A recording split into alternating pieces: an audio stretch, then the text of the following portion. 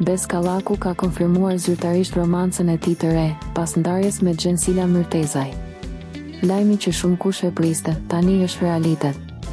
Aktori dhe këngëtari ka ndarë për herë të parë një foto të ngrohtë me partneren e tij të re. Në imazh duket qartë një vajzë me flokë të gjata bjonde, teksa Bes Kallaku i jep një puthje të ëmbël dhe plot dashuri. Një moment i thjeshtë, por shumë domethënës, që shoqërohej vetëm me një zemër të kuqe. Emri i vajzës që ja ka rikthyer buzëqeshjen Besit është Ejona.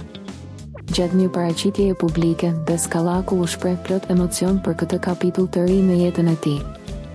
Jini falendërues Zotit në ditët tuaja më të mira dhe në ditët tuaja më të errëta.